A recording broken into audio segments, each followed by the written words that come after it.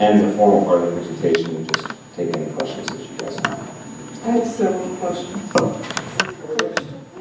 I just want to mention, we're going to have the board members ask some of the questions they have, then we'll get to some residents if you have some questions or comments. So go ahead, Elizabeth. I have several questions. I'm back to the 22 acres less, but only 5 dwellings less. So how are you, you're making them even closer together than the standard and the PRD, is that correct? Making it closer to the standard in the PRP. Pardon me? I didn't understand the question, sorry. The acreage is 22 acres less, Correct. but you're only doing 200. 5 dwellings less, Correct. and that's my concern. So the 291 units by the 104 total acres comes out to 2.8 dwelling units per acre. And in a PRD, 8 is permitted. You said that before. Okay. Is that He has something. Well, what we submitted earlier, we never take into account the 20. Okay. What we submitted when we were doing the rezoning, we never taken into account that 22 acres. So the unit count is uniform with the acreage that we've been representing from the beginning. Okay, that's good to know. All right, the next thing, the next question I have is how much frontage is there on Burnside Road? on Burnside? I would say there's roughly 70 feet. 70 feet. Correct. And the right-of-way that is proposed to access it is 50 feet. Okay, can you tell me? They're not selling. We have a survey that shows that the right-of-way can fit I in can there. show you where the property line's at, there's not 70 feet here. It's been surveyed before. What our survey shows now is that we have enough frontage to adequately place a public road within it. It's 50 feet and meets the standards, and we would not need any additional land access. We'll go and pin that down, so go ahead. And the third question I have is the access to the property. I have no problem with R2 zoning, I voted in support of it. I basically don't have a problem with PRD Okay. under certain conditions. And the 2 conditions that I see that are the most significant and problematic are access from East Bishop Road onto McConnell Road, or off of McConnell Road onto East Bishop, and from East Bishop Road to Burnside Road, or from Burnside Road to East Bishop Road. Those accesses presently are very dangerous, very difficult to navigate. Traffic is a problem now, and it's going to be a lot worse. And I seriously want to know how you're going to do this to make a difference. My little brother was killed on the access road from East Bishop onto Burnside Road. Sorry to hear that. It's a long time ago.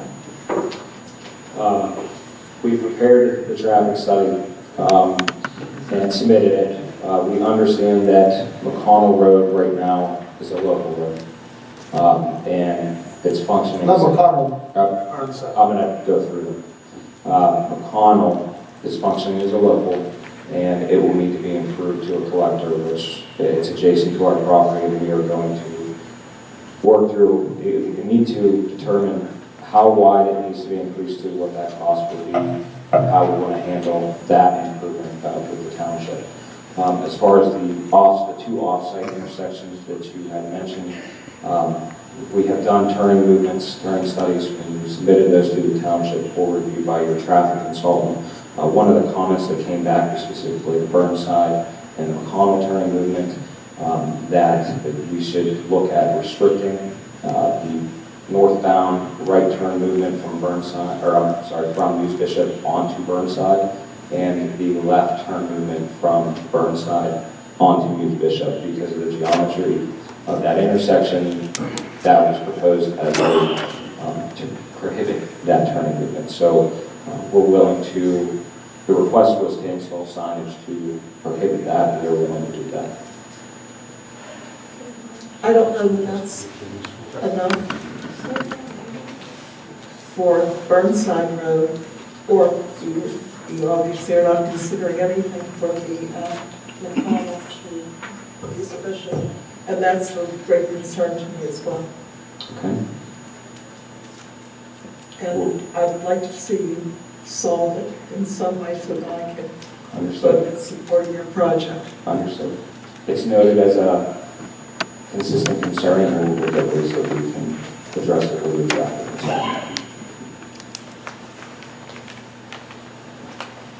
I have no other questions right now. Anything else on the board? Frank? How long do you expect the phases to take before complete build-out? Before complete build-out, say 4, 5 years. So phase 1, So you're really only going to have townhomes and single-family homes for the first 3? as this is shown, phase 1 is on the northern side. Phase 2, Yeah, I can see the phases, okay, but you're starting with the townhomes and... correct. So before you get to single-family homes, you're within 3 years, approximately. No, phase 1 would probably be 1 to 2, and then phase 2 would be 3 to 4, and then 5 on phase 3. Yeah. So phase 1 and phase 2 would all be accessed from McConnell, and then phase 3, we would make the connection to. I was just trying to think from a construction traffic standpoint, how long there would be construction trucks coming in and out of the site. Anything else? Frank? No, these dangerous intersections in the township, we can't continue to allow these to happen. We had another bad vehicle accident today at O'Hara 980, so you need to do something. With significant injuries, I understand. I do have a question or a comment. One of the things I know you're going to be asked to look at in the next month, you're showing 4 cul-de-sacs. That's always a problem with for our public works. Yes. And I think I see a couple ways that you might be able to eliminate several of them. But I just want you to understand that we recognize that you're well under the density of allowed from a PRD, being only roughly 3, you're allowed up to 8. So I mean, our goal was never to stand here and try to get you to minimize all your lots. I mean, you know what's best, what sells, what's in your market. But I think we see there's a couple ways to redo those configurations to loop them through, connect them up. If you get more lots out of it, which looks like it could be the case, we're going to cooperate with you on that. It's more important for us to get something that works for our public works and to you to determine the density that works in a type of plan you're building. So, I mean, before we meet with you on that, it's something that the sooner you look at it, the sooner we can move the process ahead. It's been a goal for us from the beginning is to reduce the cul-de-sacs. We understand the stance that the township has taken on them. Originally, we had tried to create a loop road here, and it has proven difficult to grade with the change from the east side of the property to the west side on this portion. In terms of this cul-de-sac, that really resulted from our conversations with the Trail Council. We originally had shown 2 crossings for that to try and eliminate one of those cul-de-sacs, and could not make a at-grade crossing work in that location. At the same time, the Trail Council did not want an at-grade, so we tried to work with them to really hit that safety goal and create a separated crossing, which results in this cul-de-sac. So, Well, if that bears out, then we understand that there's nothing you can do with a cul-de-sac like that. These other ones, you're probably going to talk to you about trying to loop those small ones through, not necessarily making a whole new layout of a big circle out there, and be looping those through and touching on something we're definitely willing to look at is if this could be a potential. As it takes, you're asking for several places for grading in the buffer zones, and I mean, it's something you're asking us to do. This is something that if you have to even show more infringement, then we can work with you. How many are there now? 4? There are 4, yes, ma'am. And where did you put the pointer booth? Your pointer doesn't show up on our... Does the mouse show up on your screen? Yeah. When I announce that. Okay, I'll show you. So there's one, I know where they are, I can see those. Which one did you say you're trying to potentially, eliminate? yes. Mr. Cecil is, I think, pointing to trying to create more of a connection in this area. So we can look at the layout of those locations to see if it's feasible. Anything else? Anybody, any of the residents have a question or comment you'd like to make? If you stand up there, it's good enough. If you look that way so everybody can hear you. If not, you have to come over to the microphone. I would like Andrea Raymer, and I live on Tap Road. I'd like you to explain again how the Burnside Road is going to work.